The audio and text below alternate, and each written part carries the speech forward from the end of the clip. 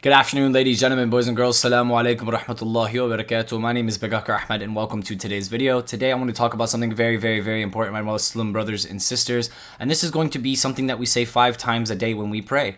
Every single Muslim on this planet, Sunni, Shia, whatever sect you are, when we pray 5 times a day, these obligatory prayers, we do say this. And this saying that I want to be going ahead and focusing on today is Allahumma Salli ala Muhammadin wa aali Muhammad. So this means God Almighty, can you please send your blessings and your mercy upon Prophet Muhammad, peace and blessings be upon him, and the family of Prophet Muhammad, peace and blessings be upon him. There's also a saying that goes along with it that sends the blessings upon Prophet Abraham and the family of Prophet Abraham, peace and blessings be upon them. Now, what I want to go ahead and examine today is who's the family of Prophet Muhammad? Who is the family of Prophet Abraham?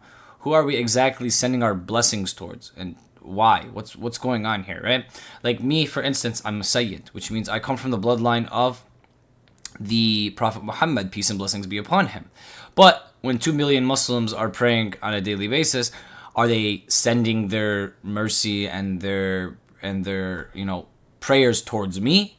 Probably not.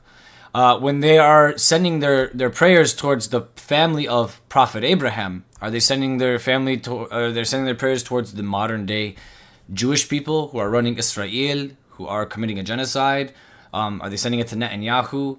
Like, I'm trying to figure out, like, necessarily, like, who is this directly directed towards? Well, no. These are directed towards specific members of their family, right? So when we say send your blessings upon Abraham and the family of Abraham, we're not talking about Abraham's 30 cousins and his cousins' cousins and cousins. No, la. We're talking about the people who came, who preserved the religion of Islam from Prophet Abraham. That could be Nabi Dawood. That can be, Nabi Israel. Nabi Musa. Like, it could be anyone from Abraham's bloodline that continuously kept the religion of Islam going, preserved, this monotheistic belief preserved. These are the people that we're sending our praises and blessings upon, right? We're not sending them upon every single Jewish man to ever be born from the bloodline of Abraham. And the same goes for the Prophet Muhammad. So what I want to go ahead and figure out here is, who are we blessing every single day, 5 times a day in our daily prayers? And if it's specific members of the Prophet Muhammad's family, then we should probably pay attention to them a little bit more than we already do in today's society. So without further ado, let's hop right into this. For everyone to know this, I will be using only Sunni sources today. And the reason I will be only using Sunni sources today is because Shia people already believe that this Allahumma Salli ala Muhammad wa aali Muhammad is referring to the Ahl al-Bayt, who are the people of the house, who are in specific Imam Ali alayhi salam and has offspring. Now, the Sunni Muslims do not believe this. The Sunni Muslims do not believe that there was a successor after the Prophet Muhammad that was divinely appointed, that was Imam Ali alayhi salam, but they believe that it was Abu Bakr, right? So let's go ahead and examine this right now and see what we get from it, right? So what is this? Sahih al-Bukhari 3370. O Allah, send your mercy on Muhammad and the family of Muhammad, as you sent your mercy on Abraham and the family of Abraham. For you are the most praiseworthy, the most glorious. O Allah, send your blessings on Muhammad and the family of Muhammad, as you sent your blessings on Abraham and the family of Abraham, for you are the most praiseworthy, the most glorious. So this is the prayer, this is the dua that you would recite, and you are asking Allah subhanahu wa ta'ala to shed his blessings on the Prophet Muhammad and his family as he did Abraham and his family. And this is the statement that we're making. But who is his family? Who are we shedding these blessings upon? And what I want to go ahead and do is I want to go ahead and jump from Bukhari to the next most trustworthy source in mainstream Sunni Islam, and that would be Sahih Muslim. Okay? So, Sahih Muslim 2408, and this is in the Book of Merits and Companions. And this is what we're going to read here, okay? So, this specific moments, before I go ahead and read this, I'll explain to you. This specific moment took place at an event called the Ghadir Khum, and this place of Khum is outside of Mecca and Medina. The Prophet Muhammad, peace and blessings be upon him, before he went ahead and passed away, he went ahead and collected everyone outside Mecca and Medina at this place called Khum. And he gave an announcement. And this announcement that he gave was that he was going to die soon, and that he was going to leave some things behind before he died. He also revealed the last surah of the Quran during this time, and a couple other things happened during this event at Khum. So what we're reading right here is a narration in Sahih Muslim, right? And this is from Zayd, right? So Zayd B. Arqam, okay? And Hussein, the grandson of the Prophet Muhammad, is going ahead and asking him, who's the family members of the Prophet Muhammad? Who are these people, right? So we're going to go ahead and get into this. It's going to explain exactly what happened here at Khum, exactly what the Prophet Muhammad, peace and blessings upon him, said, and then we can analyze who these people are in specific by using these sources. So let's jump into it. Zayd, you have been able to acquire a great virtue. You saw Allah's messenger, listened to his talk, fought by his side in different battles, offered prayer behind me. Zayd, you have in fact earned a great virtue. Zayd, narrate to us what you have heard from Allah's messenger. He said, I have grown old and have almost spent my age, and I have forgotten some of the things which I remember connected with Allah's messenger. So accept whatever I narrate to you, and which I do not narrate to you. Do not compel me to do that. He said, one day Allah's messenger stood up and delivered a sermon at a watering place known as Khum, situated between Mecca and Medina. He praised Allah, extolled him, and delivered the sermon, and exhorted us and said, now, to our purpose, O people. I am a human being, and I am about to receive a messenger, the angel of death, from my Lord, and I, in response of Allah's call, will bid goodbye to you, and I am leaving among you two very weighty things. So, what is the Prophet Muhammad telling us, word for word? Here, he is telling us, I'm leaving you behind two weighty things. The angel of death has come to me. My time is coming soon. I am just a human being. I will pass away like the rest of you. But before I leave you, I am leaving you two weighty things. You know what a weight is, right? A weight is something that is heavy. Something that is like, if there's a weight on top of you, you can't get it off. It's weighty. It's heavy. Okay, so it's important. These two things are very important, right? The one being the book of Allah, in which there is right guidance and light. So the book of Allah is the Holy Quran, as we know today. So hold fast to the book of Allah and adhere to it. Okay, so that's the one thing. But he mentioned two things, and he mentioned two things together, not separate. These things are not unlinkable. These things are linked. So the Prophet Muhammad is saying he's going to die soon. These two things are very, very weighty things. You need to keep these two things close to you. Okay? The second are the members of my household. I remind you of your duties to the members of my family. So the Prophet Muhammad says the second thing that you need to hold dear to you, the second thing that is very weighty, that goes alongside with the Quran, are the members of my household. Okay? There is no Quran without the members of my household. There's no members of my household without the Quran. He, Hussein, said that Zayd, who are the members of his household? Aren't his wives the members of his family?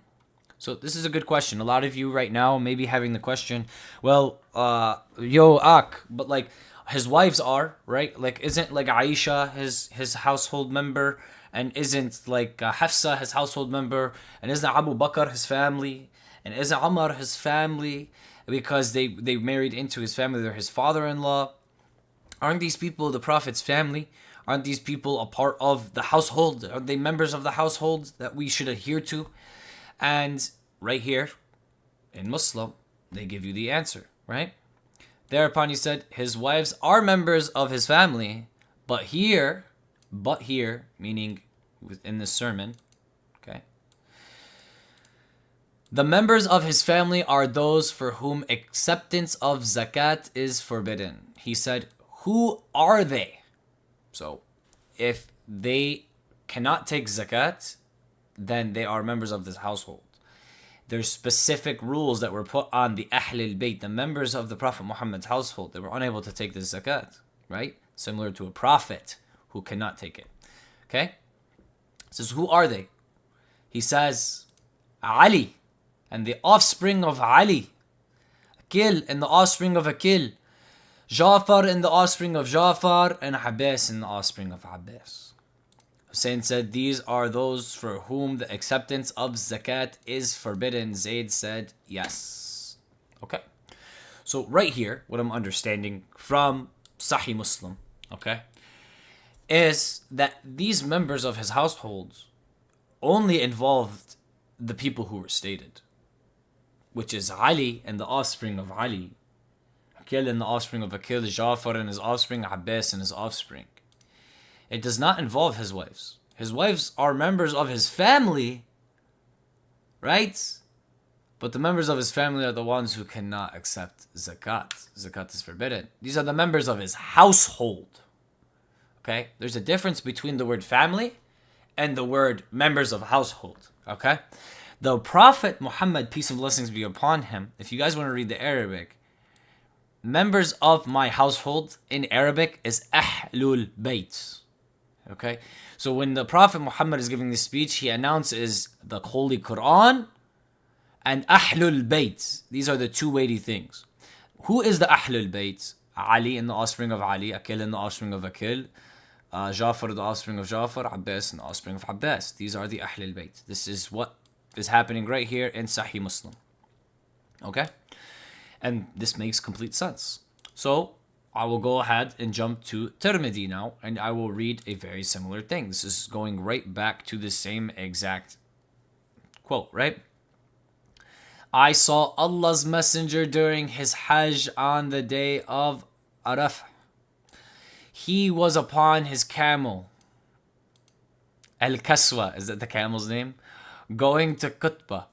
And he said, O people, indeed I have left among you that which if you hold fast to it, you shall not go astray. What does astray mean, ladies and gentlemen? Astray means go to the wrong direction. So what is the Prophet saying? I'm leaving you these two things so you don't end up going towards shaitan. So you don't go away from Allah subhanahu wa ta'ala. If you stay true to these two things, you will never go astray. Right? I'm leaving these things so you cannot go astray. Not one by itself. Not just his family or just the book of Allah, but the book of Allah and my family, the Ahlul Bayt. Okay? Tirmidhi. This is also here a Sunni source going ahead and backing up what we just read and Sahih Muslim here from Zayd's reference. Okay? So Zayd is talking about Khum. This was before the pilgrimage had taken place. This is the same day, by the way. They met up at Khum before they went to Hajj. Okay? And the Prophet told them, I'm dying. The Prophet told them he's leaving the Quran and the Ahlul Bayt. These are the two weighty things.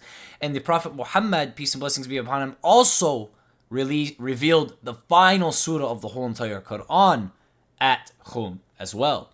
But in Tirmidhi, as you can see, once they were actually doing their pilgrimage, the Prophet said to this individual right here, he said that, O people, indeed I have left among you that which if you hold fast to it, you shall not go astray. So if you hold fast to these things, you will never go out of the bounds of Islam. You will never go away from Allah subhanahu wa ta'ala. The book of Allah, which is the Quran, and my family, the Ahlul Bayt. Who's the Ahlul Bayt? According to Sahih Muslim and Zayd, and the Ahlul Bayt, the people of the household, are Ali and the offspring of Ali, Akil and the offspring of Akil, Ja'far and the offspring of Ja'far, and Abbas and the offspring of Abbas. So, from a Sunni and Shia perspective, right, the first thing I want to go ahead and talk about here is none of the wives are a part of this Ahlul Bayt, okay? According to what I've just read here, okay? That counts as Hafsa, that counts as Aisha, okay? Abu Bakr and Umar are not a part of this because they're not the offspring of Ali or Akil or Abbas or Ja'far. They're his family members. They're married into his family. They're his family members. The Prophet Muhammad protects and provides for these women, but they're not Ahlul Bayt. They're not members of the household. This is completely different. Okay? Now, I'm wondering that when I'm praying, okay? When I'm praying and I say, Allahumma salli ala Muhammad wa ali Muhammad, I'm sending my praises to the family of Muhammad. Am I sending my praises to the ones that are keeping me from going astray? The ones that are selected with the book of Allah to be the balance, to be the weight, so that our ummah does not go astray? Or are we talking about every single family member the Prophet Muhammad ever had, including his wives, including his in-laws, including everyone else that was born from different measures? Are we talking about myself? Like when you're praying, are you sending your blessings to me? Like who are you sending your blessings to? Am I put in the same category as Abu Bakr and Imam Ali and Aisha because I'm of the Prophet Muhammad's family? So like when you send your blessings, to his family, are you sending them to me as well? These are the questions that I have, okay? So if you do say that right here, if I'm sending it to all of his family, this includes Abu Bakr, this includes Umar, this includes Aisha, this includes Hafsa, this includes these individuals, right? Then you would also be sending your praise and blessings to me and every other human being that has the bloodline or the DNA of the Prophet Muhammad, peace and blessings be upon him, in them, to this day. Even if they're murderers, they're stealers, they're atheists, whatever the case may be, you're sending your blessings to them. If that is not the case, then you are sending your blessings to a specific group of people. And what is that specific group of people? Looking in response to what our Prophet left for us when he was going to die, he left us his Ahlul Bayt and the Quran so we don't go astray. These Ahlul Bayt are mentioned by name. Ali in the offspring of Ali, Akil in the offspring of Akil, Jafar in the offspring of Jafar, Abbas in the offspring of Abbas. These are the people that are notated here, right? And I find this very, very, very, very interesting. So I know that the Sunni narrative does not put a lot of pressure on this Ahlul Bayt, on Imam Ali alayhi salam, Imam Hussein alayhi salam, on Sitna Fatima. Like they do not put a lot of weight on these people. But when I do listen to a lot of Sunni lectures, ladies and gentlemen, and I hear a lot about Abu Bakr, I hear a lot about Umar, I hear a lot about Aisha, I hear a lot about Hafsa, especially Aisha. Like I hear more references to Aisha and Abu Bakr in some narrations about the Prophet than about the Prophet himself. And it's almost mind-boggling to me. So this is where Sunni Islam learns their sunnah, okay? They learn their sunnah through the companions and the friends of the Prophet, where the Shia learn their sunnah, the teachings of the Prophet, through his Ahlul Bayt. But the Prophet specifically told us to keep the Quran and his Ahlul Bayt close. He specifically told us that if we do not want to go astray, then it's the book of Allah and my family, the Ahlul Bayt. He's not mentioning his whole family and his whole bloodline. No. His Ahlul Bayt in specific. Who's his Ahlul Bayt? These people. So from a Sunni perspective, I fail to understand this idea of taking the Sunnah from his companions and his friends. Like, why are you not taking the Sunnah from his Ahlul Bayt? If his Ahlul Bayt and the Quran are one together and he left them for us so we don't go astray, we don't go away, why are you specifically taking the Ahlul Bayt and putting them over here and then going to the companions and taking everything from them? Why? It doesn't make any sense to me. For the Shia Muslims who overly praise the Imams, they don't want you to do this either. The Imams, the number one thing the Imams teach, you know what they teach? They teach intelligence and education. They teach that the one with knowledge is the one that will be above everything. The one with knowledge who is not egotistical, though. There's a very big difference between reading a bunch of words and then turning them to what you want them to be because you're egotistical and you don't want to be wrong, which is a big issue within the Shia and Sunni communities. It doesn't matter if Allah subhanahu wa ta'ala showed them the truth today, right now. These people would continue to argue with each other, not because they want the truth of Islam, not because they want to be better people, not because they want to help each other and they want the ummah to be good. No, these people want to destroy the ummah. All they care about is their self, all they care about is their own ego, all they care about is being right. Habib Albi, I don't care about being right.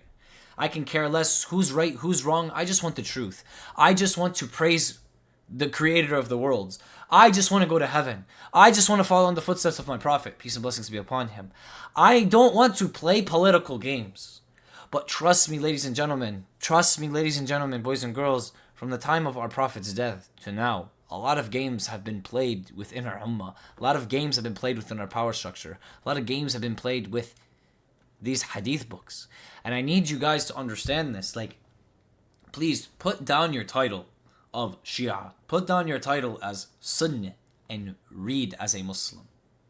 Because every single Muslim that I've ever come in contact with is actually ignorant. They've never read the Quran. They never read their hadith books.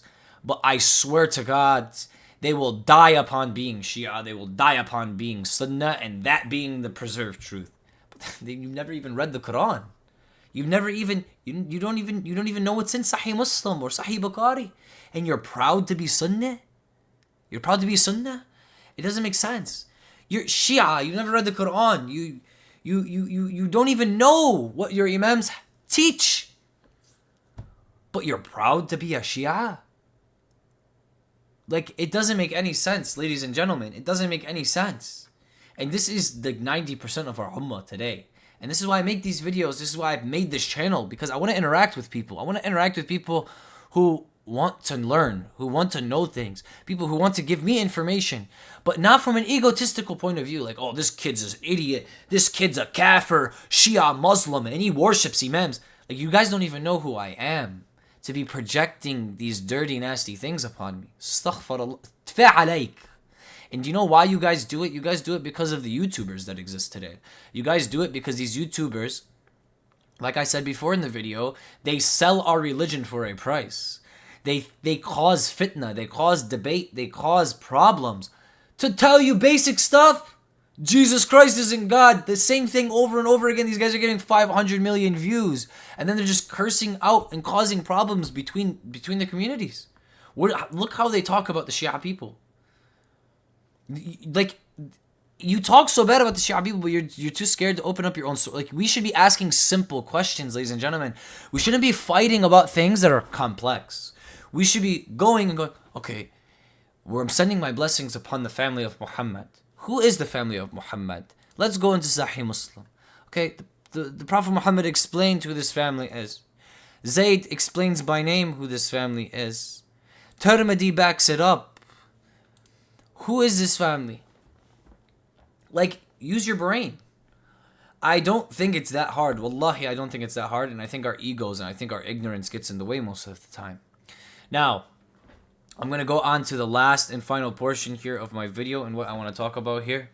And this is not just identifying the family, but identifying what exactly happened here at Khum. I want to continue what happened here at Khum. Because for you to really understand what this even means, we need to understand what else was revealed at this meeting, at this meetup between Mecca and Medina at Ghadir Khum. Okay? So, I would like to go ahead and read the final verse of the Quran that was revealed. And this verse was revealed at Khum, the exact same place he announced, the Prophet, when I say he, the Prophet, peace and blessings be upon him, announced that he's leaving 280 things. One is the Book of Allah, and one is his Ahlul Bayt. Then the Prophet proceeds to give the final revelation of the Holy Quran. And what does it say? Forbidden to you are carrion, blood, and swine, what is slaughtered in the name of any other but Allah, what is killed by strangling, beaten, or fall, or by being gored to death, what is particularly eaten by a predator unless is slaughtered it, and what is sacrificed at altars. You are also forbidden to draw lots for decisions. This is all evil. Today the disbelievers have given up all hope of undermining your faith, so do not fear them. Fear me. Are you ready? This is my favorite part. This is my favorite part. And I know it's the Sunni Muslims' favorite part too. And the Shia Muslims' favorite part too. They love using this. But this is specifically used after this announcement here of the Quran and his family members, in specific being named by family member name here in the Sunni Hadith books, the most notable sources of all time in Islamic history, right? Sahih Muslim and Sahih BUKARI. Okay? What does Allah subhanahu wa ta'ala say? After the Prophet Muhammad makes this announcement. What are we told? Today I have perfected your faith for you, completed my favor upon you, and chosen Islam as your way. But whoever is compelled by extreme hunger, not intended to sin, then surely Allah is forgiving, most merciful. So what is Allah subhanahu wa ta'ala telling us? After our Prophet, peace and blessings be upon him, has given his final announcement, after he has said to you guys, the angel of death is coming, I have an announcement to make, I'm giving you two things. When I die, I'm leaving you two things in place of me. My Ahlul Bayt, the people of my household, and the Holy Quran. Together are one. I'm leaving you these two things so you do not go astray. Asking, who are the members of this household? Ali, the offspring of Ali. Akil, the offspring of Akil. Jafar, the offspring of Jafar. Abbas, the offspring of Abbas. These are the Ahlul Bayt that the Prophet Muhammad is telling us to keep close with the Quran. Okay? This is what he's telling us. Allah subhanahu wa ta'ala perfected our religion this day. But wait, there's one more thing I want to show you guys. On the way back from his last pilgrimage, Muhammad gave a sermon at the Ghadir Kum oasis, took Ali by his hand, and proclaimed that anyone who has me as his Mawla has Ali as his Mawla. Shia theology believes that in Ghadir Kum, the Prophet designated Ali as his successor by calling him Mawla, a polysemous Arabic word with several meanings, one of which is leader or master. Sunnis believe that the Ghadir Kum episode was merely a proclamation of affinity of the Prophet to his loyal companion and son-in-law, and interpret the word Mawla using its second definition, a friend. So, this is at Ghadir Kum, the same place our Prophet told us, I'm gonna die. The same place our Prophet told us, I'm gonna leave you with two very, very weighty things, the Holy Quran and my Ahlul Bayt. Who's the Ahlul Bayt? Imam Ali and the offspring of Ali. At the same place, the Prophet Muhammad, today I've perfected your faith for you, completed my favor upon you, and chosen Islam as your way. So Allah subhanahu wa ta'ala perfected, completed the religion. Is also the same exact day the Prophet Muhammad grabbed Imam Ali's hand, a member of that Ahlul Bayt, who is a weighty thing, that is with the Quran, raised his hand and named him as Mawla. Whoever takes me as their Mawla takes Ali as their Mawla. Sunni scholars take this even after reading Sahih Muslim, even after understanding TIRMIDHI, even after understanding who they're blessing in their prayer 5 times a day, even after knowing Allah subhanahu wa ta'ala had perfected the religion and completed the religion on the day of Khum, right? They think that the Prophet Muhammad announced his death, announced how to not go away by using the Quran and the Ahlul Bayt. He raised one of the members of Ahlul Bayt's hand, the leading member of the Ahlul Bayt, Imam Ali alayhi salam, announced him as Mawla, which also means leader, but instead we interpret it as a friend. Completed the religion, announced his death, announced that Imam Ali and his bloodline and the Holy Quran are the preservation of Islam. But when he raised Imam Ali's hand, it was just for fun, you know. It was, everything else was super serious. The final verse of the Quran came down. Everything else is so serious coming out of the Prophet Muhammad's mouth. And then, you know, he grabs his hand, he's like, look, this is my friend, this is all your friend too. Salamu alaikum. The Prophet Muhammad raised Imam Ali's hand after he made the announcement that he was leaving us. After he made the announcement that the two weighty things are the Ahlul Bayt and the Quran. After he made these announcements, after we were told that the religion has been perfected for us, he made the announcement that Imam Ali alayhi salam is Mawla. Mawla also means leader. Yes, it also means friend. But why was Abu Bakr? And why was Umar? And why were all of the other companions, after the Prophet Muhammad announced this, why did they go up and say congratulations? Why were they happy for him? Because he was his friend? They were all the Prophet's friends. What are they congratulating him for?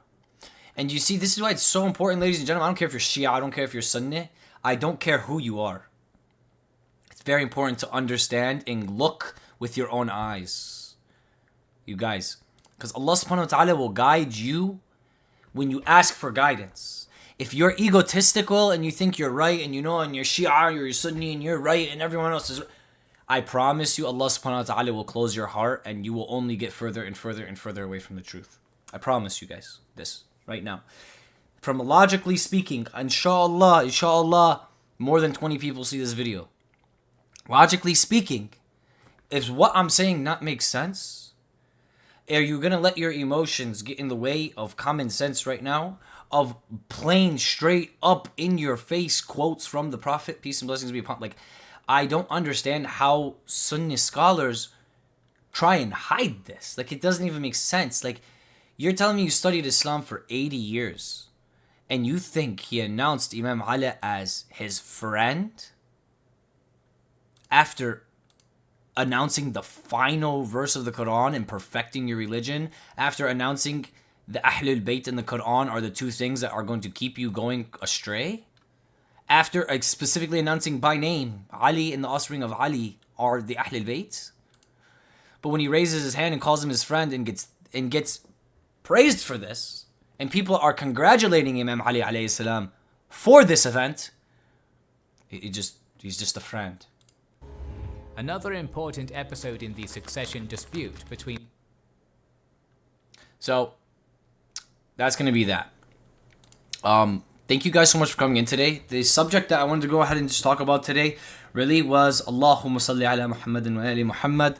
I wanted to go ahead and break this very, very simple phrase down. Praises be Allah subhanahu wa ta'ala, the Most High. Please send your mercy and your blessings to the Prophet Muhammad, peace and blessings be upon him, and his family members, peace and blessings be upon them.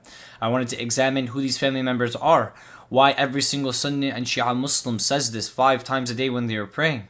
Who are the family members of Ibrahim? Are we talking in a general format of every single person that shares the DNA of these two individuals? Or are we talking about specific people who are anointed, who are appointed for leadership, people who were made to preserve these messages? Is that who we're blessing? Going into TIRMIDHI, going into BUKARI, going into Sahih Muslim, the Prophet Muhammad very, very, very states that his Ahlul Bayt are specific people. These people are specified by name in these books. These people are placed at the level with the Quran, that the Quran is being left and his Ahlul Bayt is being left, and they are one together to keep you from going to the wrong path, to keep you from going astray. This is very, very simple wording. This is very simple vocabulary. Our Prophet is the Prophet Muhammad, peace and blessings be upon him. Before Imam Ali, before Umar, before Abu Bakr, before Aisha, before anyone, the Prophet Muhammad is our Prophet. The Prophet Muhammad is the one who makes the rule. He's the one who brought the revelation. When he tells me to keep the Quran and keep the Ahlul Bayt close so I don't go astray, I'm going to listen to him. I don't care what your Sheikh says. I don't care what Umar did. I don't care what Abu Bakr did. I don't care what Aisha did. I don't even care what Imam Ali did. I don't care. I care what the Prophet told me to do. And this is what he told me to do. This is how I interpret the family of the Prophet Muhammad. When I praise and send my blessings upon the family of the Prophet, these are the people I'm assuming I'm sending my blessings towards. When I send my blessings towards Prophet Abraham and his lineage, I'm not sending it to Netanyahu. I'm not sending it to random cousins and aunts and uncles of Prophet Abraham. I'm sending it to the ones who preserved, who were chosen, who were appointed, to those weighty things that Prophet Abraham left. The weighty things. Those are the weighty things that the Prophet Muhammad left, and those are the things that we are blessing. Thank you guys so much for coming in today. Thank you so much for listening. And I can't wait to see what some of you guys interpret this as. I cannot wait to see what some of you guys go ahead and educate back with. And Assalamu alaikum wa rahmatullahi wa barakatuh. This ummah should be coming together, not breaking apart. The world that we live in today is a world of deception. The Dajjal is on his way. We are in a fallen world. And Islam is the key, but Muslims are not the answer. I can tell you that right now. Right now, we're in a place of complete destruction. People are ego driven and people are arguing and fighting. People are not picking each other up. People are not helping each other. And it's getting very bad. Inshallah, every single person learned something from this video today. And until next time, Assalamu alaikum wa rahmatullahi wa barakatuh. Allah subhanahu wa ta'ala save us from the deception of this world, free Palestine, free the Middle East, and save our Muslim brothers and sisters, and guide us all to the straight path. Alhamdulillah Rabbil Alameen. Peace out. Bye-bye.